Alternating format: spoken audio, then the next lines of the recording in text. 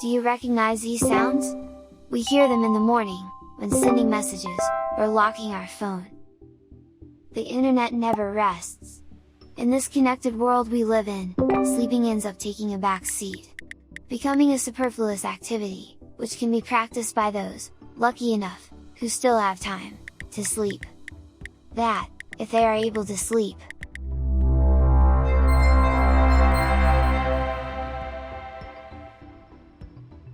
Imagine a biological clock in your brain that controls when you feel hungry, when you feel sleepy, or even decides if you are in a good mood. This biological clock exists, it's called the circadian rhythm.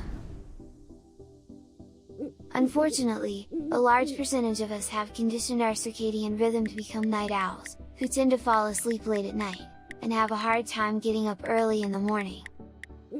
Contrary to what our biological clock dictates, society forces productivity hours to occur in the morning, when we naturally have a tendency to be sleepy. We are expected to get up early and go to school or report to work, even if we have stayed up late watching series or our favorite anime, making us have less time to sleep than other people. In 2011, a study was carried out in about 500,000 people, where it was shown that people who sleep little, increase by 48% the probability of developing cardiovascular diseases, or dying from a heart attack. This without taking into account the countless number of people who spend the day sleepy, and drink coffee all day, hoping that the next cup will actually have some effect. If you have trouble falling asleep, it is important to learn to sleep again, and make up for those hours you need to be healthy, have a good mood, live with energy and be happy. The prevalence of insomnia in our society is alarming. This is probably because of the digital age we live in.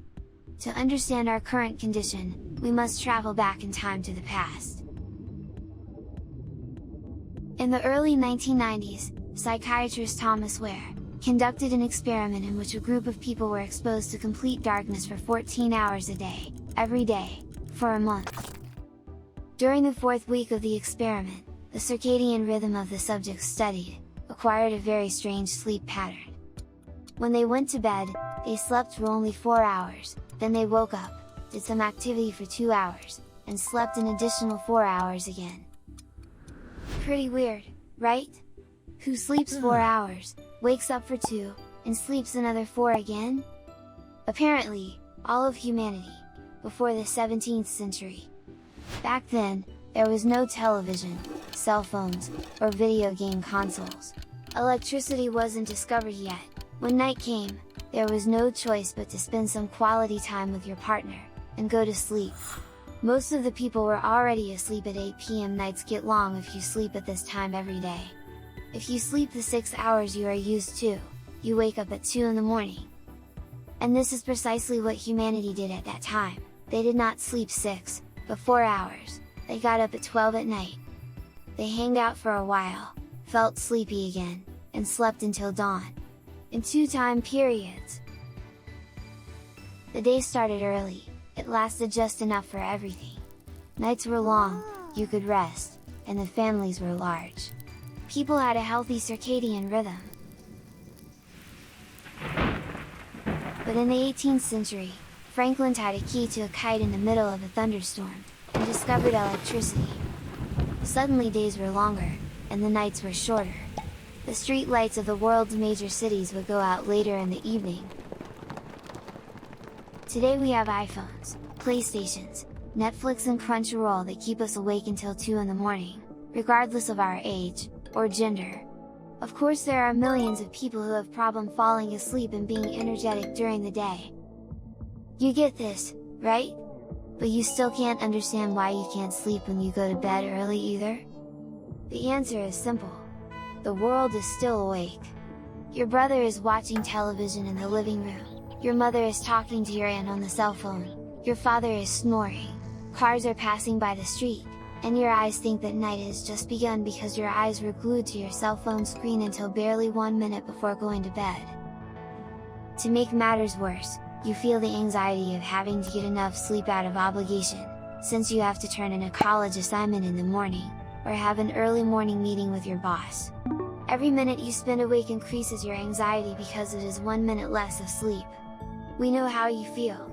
If you are able to sleep like this, we congratulate you, you have the sleeping power of a groundhog. Otherwise, stay with us, we will teach you how to sleep. Insomnia is not a disease, it is rather a symptom caused by another condition that does not let you sleep in peace, and this condition varies between people. The most common causes are stress, having an irregular sleep schedule, poor sleeping hygiene, suffering from anxiety or depression, physical illness, pain, some medications, and the list goes on. We will teach you to sleep. Please tell us if you'll apply the following tips and come back to let us know if this video has helped you. The first thing you have to do is avoid eating until 3 hours before going to bed. Food takes a long time to digest, and the last thing you want is gastritis or gastroesophageal reflux when you go to bed. Floss and brush your teeth at least half an hour before going to bed. The feeling of freshness and cleanliness will make you feel calmer. Set aside 8.5 hours to sleep. Set the alarm for the other day 30 minutes before bed. Close all curtains, turn off the TV, charge your cell phone far away from your bed, and try not to let light enter your room. If it's noisy outside, buy earplugs. They are very cheap, you'll be surprised how everything changes after wearing them for sleep. By now you should have finished all your tasks for the day. If you have not finished them and they are important, go finish them, you are not going to sleep well today anyway. If they are not important, just don't think about them. Tomorrow there will be time to think. Lie down on the bed and start meditating. Do you remember when you set aside 8.5 hours to sleep? Use that extra half hour to do the following. Close your eyes and take a deep breath through your nose. Imagine a slight pressure point between your eyebrows and focus on it. Relax your toes, feel them release that stress they hold. Relax muscle by muscle.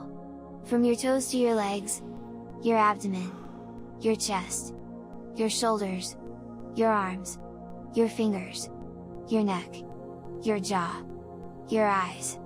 Simply take a deep breath concentrating on that point on your forehead. Don't move your body at all. If your nose itches, recognize the itch and let it go.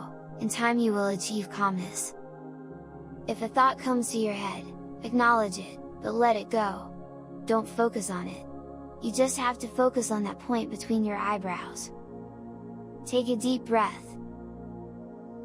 Do this for 30 minutes but don't try to sleep, just focus on meditating, on your breath, at that point between your eyebrows. When lying down, the sleepiness will come to you during meditation and it will be difficult to continue with it. Let yourself go and you will end up sleeping without realizing it. It seems simple, right?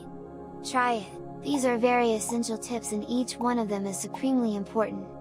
If you really want to sleep, follow them precisely and you will surely see a difference in a couple of weeks. Stay highly hydrated throughout the day and don't drink coffee or green tea after 12 p.m. Not even 1 cup. It is also very important to get at least 30 minutes of exercise early in the morning. You will notice the difference. You will be activated in the morning, and you will feel tired at night. Double win! If you follow these tips for a month and still do not see a difference, you can visit our website. We go deeper into this topic and we are continually building content that will help you sleep better. Enter courses. Tuvi. Digital for more information. Don't forget to subscribe and tell us about your experience in the comments section. See you in our next video!